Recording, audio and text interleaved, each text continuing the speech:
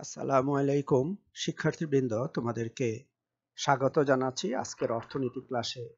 শিক্ষার্থীবৃন্দ, আজ আমি তোমাদেরকে অর্থনীতি প্রথম পত্রের পঞ্চম অধ্যায়ের শ্রমবাজার এই অধ্যায় থেকে আজকের আলোচনা আর্থিক মজুরি এবং প্রকৃত মজুরি নির্ধারণ।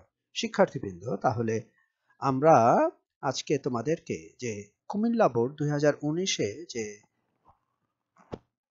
প্রশ্নটি এসেছিল সেই উদ্দীপকটি লক্ষ্য করব এবং তারপরে প্রশ্নসমূহের উত্তর আলোচনা করব। শিক্ষার্থীবৃন্দ, তোমরা লক্ষ্য করছো উদ্দীপকটি হচ্ছে মিস্টার এক্স মাসিক 50,000 টাকা মজুরিতে একটি কোম্পানিতে কাজ করেন। কোম্পানি থেকে তাকে আর কোনো সুযোগ সুবিধা দেওয়া হয় না। অপরদিকে তারই ঘনিষ্ঠ বন্ধু ওয়াই মাসিক 35,000 টাকা মজুরিতে অন্য একটি প্রতিষ্ঠানে চাকরি শুরু করেন। বেতনের বাইরে তিনি বাড়ি ভাড়া বাবদ 10,000 টাকা, চিকিৎসা ভাতা বাবদ 5,000 টাকা এবং যাতায়াত খরচ বাবদ 3,000 টাকা এবং মোবাইল খরচ বাবদ 1,000 টাকার অতিরিক্ত সুবিধা পান। উক্ত সময়ে দেশে দামস্তর ছিল 100 টাকা। শিক্ষার্থীবৃন্দ, এই উদ্দীপক থেকে তোমাদেরকে গ এবং ঘ প্রশ্নের উত্তর তৈরি করতে হবে। শিক্ষার্থীবৃন্দ, আমরা ধারাবাহিকভাবে ক, খ, গ, ঘ এই প্রশ্নগুলোর উত্তর আলোচনা করছি। শিক্ষার্থীবৃন্দ, ক প্রশ্নে বলা হয়েছে শ্রমের দক্ষতা কি? শ্রমের দক্ষতা বা ইফিসিয়েন্সি অফ লেবার হচ্ছে শ্রমিকের কাজ করার ক্ষমতাকে শ্রমের দক্ষতা বলা হয়। অর্থাৎ দ্রব্যের বা সেবার গুণগত মান অক্ষুণ্ণ রেখে কোনো নির্দিষ্ট সময়ে একজন শ্রমিকের অধিক উৎপাদন করার ক্ষমতাকে শ্রমের দক্ষতা বলা হয়। যদি বাংলাদেশের শ্রমিক অপেক্ষা জাপান, চীন, জার্মানি, আমেরিকার শ্রমিকের কাজের গুণাগুণ সময় ঠিক রেখে দ্রব্য সেবা বেশি উৎপাদন করতে সক্ষম হয়, তাহলে বলতে হবে উক্ত দেশগুলোর শ্রমের দক্ষতা বাংলাদেশের শ্রমিকের তুলনায় বেশি। শিক্ষার্থীবৃন্দ, তাহলে তোমরা লক্ষ্য করলে যে শ্রমের দক্ষতা হচ্ছে শ্রমিকের কাজ করার ক্ষমতা।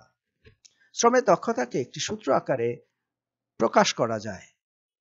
শ্রমের দক্ষতা হচ্ছে উন্নত মানের দ্রব্য ও সেবার উৎপাদনকে কাজের সময় দ্বারা ভাগ করলে শ্রমের দক্ষতা পাওয়া যায়। শিক্ষার্থীবৃন্দ, খ প্রশ্নে বলা হয়েছে শ্রমের যোগান রেখা পশ্চাৎমুখী হয় কখন? ব্যাখ্যা করো। শিক্ষার্থীবৃন্দ, অধিক মজুরির হারের সাথে শ্রমের যোগানের বিপরীত সম্পর্ক হয় এবং সর্বশেষ শ্রমের যোগান রেখা পশ্চাৎমুখী হয়। চিত্রে সেই বিষয়টি বোঝানো হয়েছে। শিক্ষার্থীবৃন্দ, তোমরা লক্ষ্য করো চিত্রে শ্রমের যোগান রেখা অঙ্কন করা হয়েছে। সেই যোগান রেখাটি হচ্ছে পশ্চাৎমুখী যোগান রেখা। এই রেখার দ্বারা বোঝানো হয়েছে যে শ্রমের মজুরি যত বৃদ্ধি পায় শ্রমের পরিমাণ বা শ্রমের যোগান বৃদ্ধি পায়, কিন্তু শ্রমের মজুরি যদি অধিক বৃদ্ধি পায় তাহলে দেখা যায় শ্রমের যোগান হ্রাস পায়, যার ফলে শ্রমের যোগান রেখাটি পশ্চাৎমুখী হয়। শিক্ষার্থীবৃন্দ, শ্রমিকের অধিক মজুরি যখন হয় তখন শ্রমিকেরা স্বাভাবিক কারণেই আরাম আয়েশ বা বিশ্রামকে পছন্দ করতে চায়। আবার শ্রমের মজুরি খুব কম হলে জীবন ধারণের মৌলিক চাহিদা পূরণের জন্য তাকে অধিক শ্রম দিয়ে জীবন ধারণের উপকরণ সংগ্রহ করতে হয়। তাই অধিক শ্রম দিয়ে থাকে শ্রমিক যখন তার মজুরি খুব কম হয়, এবং শ্রমিকের মজুরি যখন খুব বেশি হয় তখন সে অধিক পরিশ্রমের তুলনায় উক্ত শ্রমিক বিশ্রামকে পছন্দ করে। কারণ একটি নির্দিষ্ট পরিমাণ অর্থ যখন তার মৌলিক চাহিদা পূরণের জন্য যথেষ্ট হয় এবং আরো অন্যান্য সুযোগ সুবিধা যখন সে পায় তখন সে অধিক পরিশ্রমের তুলনায় তখন সে ওই অধিক পরিশ্রম না করে সে বিশ্রামকে পছন্দ করে বা বেছে নেয়। তাই শ্রমের যোগান রেখাটি পশ্চাৎমুখী হয়। রেখাচিত্রে সেই বিষয়টি বোঝানো হয়েছে। শিক্ষার্থীবৃন্দ, রেখাচিত্রে শ্রমের যোগান রেখা এসএস।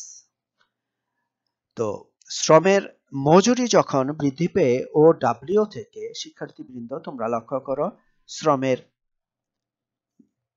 যোগান তখন বৃদ্ধি পেয়ে OL1 থেকে OL2 হয়। শিক্ষার্থীবৃন্দ তোমরা লক্ষ্য করো, শ্রমের মজুরি যখন লম্বকে OW থাকে তখন শ্রমের যোগান হচ্ছে OL1, কিন্তু শ্রমের মজুরি যখন বৃদ্ধি পেয়ে OL2 হয় তখন লক্ষ্য করা যাচ্ছে চিত্রে এ বিন্দু থেকে বি বিন্দুতে শ্রমের যোগান বৃদ্ধি পেয়ে OL2 হয়। অর্থাৎ দেখা গেল এই অংশে এ বিন্দু থেকে বি বিন্দুতে শ্রমের মজুরি বৃদ্ধি পেলে শ্রমের পরিমাণও বৃদ্ধি পায়, কিন্তু যখন আবার শ্রমের মজুরি ব্যাপকভাবে বৃদ্ধি পেয়ে OL3 হয় তখন শ্রমিক বি বিন্দু থেকে সি বিন্দুতে শ্রমের যোগান হ্রাস করে। ফলে দেখা যায় OW2 থেকে OW3 তে অধিক পরিমাণে মজুরি বৃদ্ধি পেলে শ্রমের পরিমাণ হ্রাস পেয়ে সি বিন্দুতে আবার OL1 শ্রমের পরিমাণে হ্রাস পায়। ফলে দেখা যায় বি বিন্দু থেকে সি বিন্দুতে শ্রমের পরিমাণ হ্রাস পেয়েছে, যে কারণে শ্রমের যোগান রেখাটি এ বিন্দু থেকে বি বিন্দুতে শ্রমের যোগান বৃদ্ধি পেয়েছে এবং বি বিন্দু থেকে সি বিন্দুতে শ্রমের পরিমাণ হ্রাস পেয়েছে। অর্থাৎ শ্রমের মজুরি বৃদ্ধি পেলে এক্ষেত্রে দুইটি প্রভাব লক্ষ্য করা যায়। এ বিন্দু থেকে বি বিন্দুতে শ্রমের মজুরির সাথে শ্রমের পরিমাণের সম্পর্ক সরাসরি বা পজিটিভলি রিলেটেড, এবং বি বিন্দু থেকে সি বিন্দুতে শ্রমের যোগান সেক্ষেত্রে পশ্চাৎমুখী বা পজিটিভলি নেগেটিভলি রিলেটেড। অর্থাৎ শ্রমের মজুরি যখন বৃদ্ধি পায় তখন ব্যাপকভাবে বৃদ্ধি পায় তখন শ্রমের যোগান হ্রাস পায় বা শ্রমের পরিমাণ হ্রাস পায়। এই দুইটি সম্পর্কের কারণে প্রাথমিক অবস্থায় যখন শ্রমের মজুরি খুব কম থাকে সেক্ষেত্রে শ্রমের মজুরি বৃদ্ধি পেলে শ্রমের যোগান বৃদ্ধি পায়, এবং একটি অবস্থার পর শ্রমের মজুরি অধিক বৃদ্ধি পেলে শ্রমের যোগান বা শ্রমের পরিমাণ হ্রাস পায়। এই যুগপৎ প্রভাবের কারণে শ্রমের যোগান রেখাটি পশ্চাৎমুখী হয়। তাহলে শিক্ষার্থীবৃন্দ তোমরা এই বিষয়টি নিশ্চয় বুঝতে সক্ষম হয়েছ। আমরা পরবর্তী স্লাইডে গ প্রশ্নের উত্তর অর্থাৎ ওয়াই ব্যক্তির শ্রমের ক্ষেত্রে যে মজুরি সেই মজুরি আমরা প্রকৃত মজুরি নির্ণয় করব।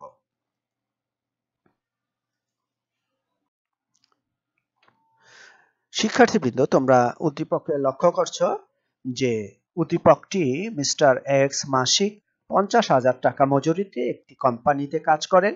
কোম্পানি থেকে তাকে আর কোনো সুযোগ সুবিধা দেওয়া হয় না। অপরদিকে তারই ঘনিষ্ঠ বন্ধু ওয়াই মাসিক 35,000 টাকা বেতনে অর্থাৎ মজুরিতে অন্য একটি প্রতিষ্ঠানে চাকরি শুরু করেন। বেতনের বাইরে তিনি বাড়ি ভাড়া বাবদ 10,000 টাকা, চিকিৎসা ভাতা বাবদ 5,000 টাকা, যাতায়াত খরচ বাবদ 3,000 টাকা এবং মোবাইল খরচ বাবদ 1,000 টাকা অতিরিক্ত সুবিধা পান। উক্ত সময়ে দেশের দাম স্তর ছিল 100 টাকা। শিক্ষার্থীবৃন্দ এই উদ্দীপক থেকে ওয়াই এর প্রকৃত মজুরি মিস্টার ওয়াই এর প্রকৃত মজুরি নির্ণয় করতে বলা হয়েছে। আমরা জানি প্রকৃত মজুরি যে সূত্র তা হচ্ছে মিস্টার ওয়াই এর প্রকৃত মজুরি হবে ডাব্লিউ প্লাস এবি ভাগ পি। শিক্ষার্থীবৃন্দ এক্ষেত্রে ডাব্লিউ হচ্ছে আর্থিক মজুরি এবং এবি অন্যান্য সুযোগ সুবিধা যা আর্থিক পরিমাপে পরিমাপযোগ্য, এবং পি হচ্ছে দাম স্তর। শিক্ষার্থীবৃন্দ আমাদের এখানে আর্থিক মজুরি অর্থাৎ মিস্টার ওয়াই এর আর্থিক মজুরির সাথে অন্যান্য যে সুযোগ সুবিধা এবি, এই পরিমাণ যোগ করে দাম স্তর পি দ্বারা ভাগ করলেই মিস্টার ওয়াই এর প্রকৃত মজুরির পরিমাণ নির্ণয় করা সম্ভব হবে। শিক্ষার্থীবৃন্দ তোমরা লক্ষ্য করো যে মিস্টার ওয়াই এর আর্থিক মজুরি হচ্ছে 35,000 টাকা, তার সাথে বাড়ি ভাড়া বাবদ ওয়াই এর বাড়ি ভাড়া বাবদ 10,000 টাকা, চিকিৎসা ভাতা বাবদ 5,000 টাকা, যাতায়াত খরচ সুবিধা বাবদ 3,000 টাকা এবং মোবাইল খরচ বাবদ 1,000 টাকা আমরা যোগ করব। তাহলে যোগ করে তাকে দাম স্তর দ্বারা ভাগ করব। এক্ষেত্রে দাম স্তর হচ্ছে 100। শিক্ষার্থীবৃন্দ তাহলে 35,000 টাকা হলো আর্থিক মজুরি, 10,000 টাকা হচ্ছে বাড়ি ভাড়া বাবদ তার সুবিধা, চিকিৎসা ভাতা বাবদ 5,000 টাকা, যাতায়াত সুবিধা বাবদ 3,000 টাকা এবং মোবাইল খরচ বাবদ 1,000 টাকা। এই মোট তাহলে দাঁড়াচ্ছে শিক্ষার্থীবৃন্দ 54,000 টাকা। তাকে দামি স্তর, উক্ত সময়ের দামি স্তর হচ্ছে 100 টাকা। সুতরাং 100 টাকা দিয়ে 54,000 টাকাকে ভাগ করলে উক্ত মিস্টার ওয়াই এর প্রকৃত মজুরি দাঁড়ায় 540 টাকা। এটি হচ্ছে মিস্টার ওয়াই এর প্রকৃত মজুরি। আশা করি তোমরা এভাবে প্রকৃত মজুরি নির্ণয় করতে সক্ষম হবে। শিক্ষার্থীবৃন্দ, আমরা পরবর্তী স্লাইডে ঘ প্রশ্নের উত্তর আলোচনা করছি। শিক্ষার্থীবৃন্দ, তাহলে উদ্দীপক থেকে আমরা মিস্টার এক্স এর যে মজুরি, সেই মজুরিটি ছিল আর্থিক মজুরি, এবং মিস্টার ওয়াই এর যে আমরা প্রাপ্ত মজুরি পেলাম তা হচ্ছে প্রকৃত মজুরি। তাহলে আর্থিক মজুরি এবং প্রকৃত মজুরি উভয় মজুরি গুরুত্বপূর্ণ হলেও আর্থিক মজুরি তুলনায় প্রকৃত মজুরি অর্থনৈতিক বিশ্লেষণে অধিক তাৎপর্যপূর্ণ, যা ঘ প্রশ্নের উত্তরে আমরা বলতে পারি যে আর্থিক মজুরি অর্থাৎ মিস্টার ওয়াই এর যে প্রকৃত মজুরি আমরা পেলাম, সেই প্রকৃত মজুরি আর্থিক মজুরি তুলনায় অধিক তাৎপর্যপূর্ণ অর্থনৈতিক বিবেচনায়। তাহলে মিস্টার এক্স এর যে মজুরি সেটি হচ্ছে আর্থিক মজুরি এবং মিস্টার ওয়াই এর প্রাপ্ত মজুরি হলো প্রকৃত মজুরি। আর্থিক মজুরি বা মিস্টার এক্স এর যে মজুরি সেটি হচ্ছে শ্রমের অর্থের হিসাবে যে মজুরি পায় সেটি হচ্ছে আর্থিক মজুরি, এবং আর্থিক মজুরি ছাড়াও উক্ত ওয়াই ব্যক্তি উক্ত চাকরি করে বা কর্মস্থল থেকে আরো অন্যান্য সুবিধা পেয়ে থাকেন, যেমন বাড়ি ভাড়া, চিকিৎসা ভাতা, মোবাইল ভাতা, যাতায়াত ভাতা ইত্যাদির সমষ্টি হচ্ছে প্রকৃত মজুরি। আর্থিক মজুরি অর্থ দ্বারা পরিমাপ করা হয়, কিন্তু প্রকৃত মজুরি আর্থিক এবং প্রকৃত মজুরি অর্থাৎ আর্থিক মজুরি এবং অন্যান্য সেবা ক্রয়ের পরিমাণ দ্বারা পরিমাপ করা হয়।